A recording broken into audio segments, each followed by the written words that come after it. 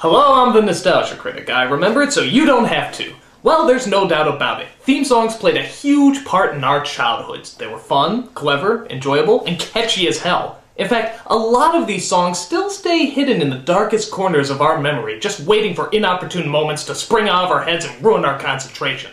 So, that's why today, I'm paying tribute to the top 11 best nostalgic songs ever. Why top 11? Because I like to go one step beyond. So, sit back and enjoy the top 11 catchiest nostalgic theme songs.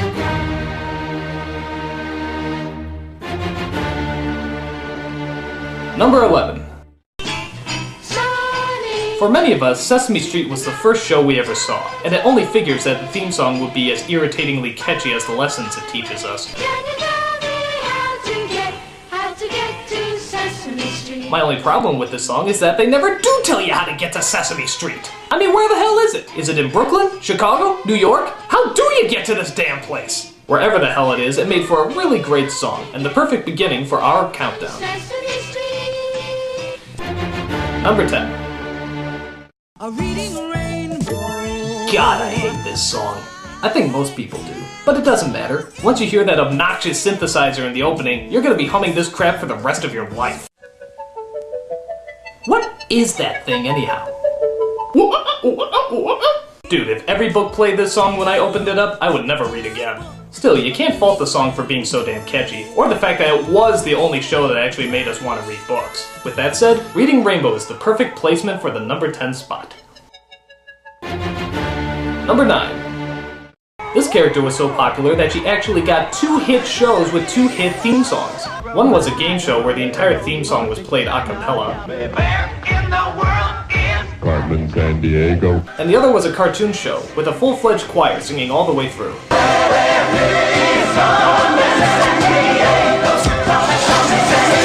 I think the game show one is a little bit catchier, but the cartoon deserves an honorable mention. And when you're doing a show that's trying to be educational, you sure as hell better write something that our short attention spans can remember. Whichever one you like better, Carmen Sandiego definitely knew how to keep a good song in our heads. Number 8. Fuck yeah! Not only did this show have a great song, but it also had a kick-ass opening as well. I mean, look at that animation. How can you not be hyped after watching this opening? With the rock guitar, female singers, and fast-paced beat, Thundercats had us all ready for action. In fact, maybe it did it a little too well. I mean, as soon as the show started, the characters never moved like in the opening. I mean, look at this. They're barely moving a muscle. Do something! Nah, well, with that said, the opening song did a great job of hyping us up. So good that we didn't even care if the opening was better than the show half the time. Mixing great animation and great tunes, Thundercats is easily the perfect combo. Number 7. Alright, as much as I hate this show, I have to admit I really do love this theme song. It was the only thing I ever looked forward to whenever this show came on. And when the song ended, so did my tolerance for the show. But let's face it, it's a cool song, with its fast pace, kick-ass guitar, and lyrics that are pretty easy to remember. Hate the show, love the song, but hey, that's Mighty Morphin Power Rangers for you. Number 6. Ah yes, you can't think All-American without thinking G.I. Joe, and their song was the keen, essential American theme.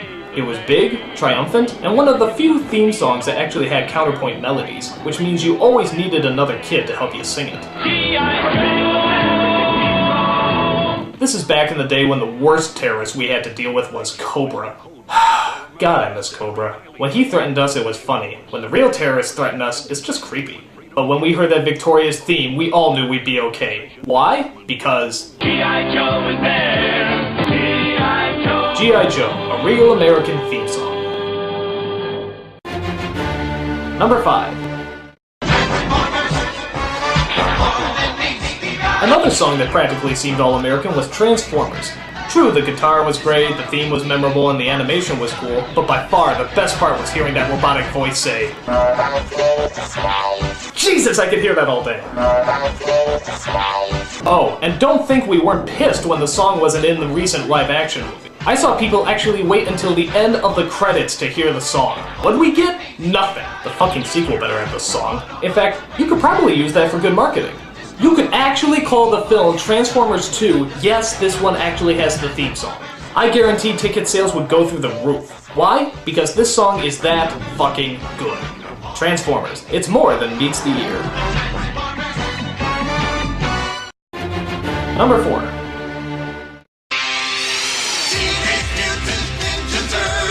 You'd think with all the lyrics in the world, the hardest ones to put to music would be Teenage Mutant Ninja Turtles. But surprisingly, they turned this totally insane title into one hell of a great song. I mean, every kid in the world knew this song, and got hyped up whenever we heard it. Though just like the Thundercats opening, it never looked quite as good as the opening credits. I mean, here's the opening, and now here's the actual show. I mean, do they look anything alike? I think most of these shows threw all their time and energy into the openings because they knew that once they hooked us in, we'd probably be too lazy to change the channel. Luckily, Ninja Turtles kicked ass, and it had a kick-ass song to go with it. Although I don't think turtle power ever became a popular phrase, no matter how much they tried to force it down our throats. Still, Ninja Turtles was the shit, and so is the theme song, making these Heroes and a Half show number 4 on the countdown. Number 3. Anything by the Richard Stone Team. For those of you who don't know, Richard Stone was a composer and songwriter in the 80s and 90s. He hit the big time when Steven Spielberg asked him to do the music and songs for some Warner Brothers cartoons he was producing. And the rest is history. Richard Stone and his team put together some of the cleverest and catchiest theme songs that ever hit TV. Remember this timeless classic? How about this one? Come to Tasmania, come to Tasmania. And of course, the always popular The Pinky and the Brain, yes, Pinky and the Brain. Stone's team didn't just do theme songs, though. They did all the music for the shows. Every little melody, every musical segue, and the only song in the world that actually made you want to learn geography. United States, Canada, Mexico, Panama, Haiti, Jamaica, Peru, Republic, Dominican, Cuba, Caribbean, Greenland, El Salvador, too. I mean it, everyone tried to learn this song but could never get it down. Anyone that made you actually try to educate yourself without you even knowing it is doing something right. Sadly, Richard Stone lost his life to pancreatic cancer in 2001, leaving a legacy of great music behind. Luckily, he is survived by these incredible tunes. With great music, fantastic lyrics, and ingenious writing, Richard Stone's team is more than eligible for the number 3 spot. And now our song is done. Number 2. Talk about a song short on lyrics. The Inspector Gadget song has a total of 5 words in the entire thing. Inspector, Gadget, Go, and Woohoo. And yet they still managed to make this one of the catchiest songs that children ever heard. So how can a song with almost no lyrics stay fresh in our heads for so long? I don't know. It just does. While the opening credits are great, it's the closing credits I always look forward to. Because that's where you hear Dr. Claus say, I'll get you next time, Gadget. Next time. and not forgetting. The whole song kind of sounds like an 80s computer booting up, but for some reason you can't get enough of it. It's a weird love-hate relationship you have with some songs, kind of like Devo. I mean, you know it was really weird, but for some reason it always stays in your head. Why? For whatever reason, Inspector Gadget isn't leaving us anytime soon, and if you manage to forget about this song right after you hear it, consider yourself dehumanized. And the number 1 catchiest nostalgic theme song is... God damn this song. From the minute you hear it, it is never gonna leave your head. This song tormented so many children I can't even explain. You think you're trying to answer the questions on your math test, but nope, all you're thinking about is... You think you're playing basketball with your teammates, but nope, all you're thinking about is... You think you're about to achieve enlightenment. The pearly gates of knowledge are opening up, and all the secrets of the universe are about to be revealed. But no! All you're thinking about is... It will never leave, it will never leave.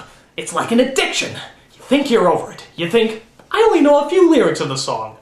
What is it?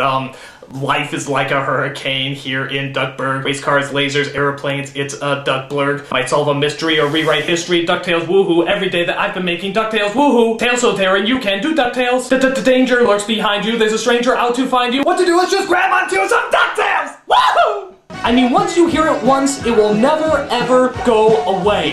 And you wanna know what the creepy thing is? I think this show stayed on the air strictly because of the theme song. I mean, think about it. What do you actually remember about this show? I remember Scrooge, his nephews, a pilot who crashed a lot. And that's it! I don't remember a goddamn other thing about this show. This show literally kept bringing us back simply because of the song. It is that powerful.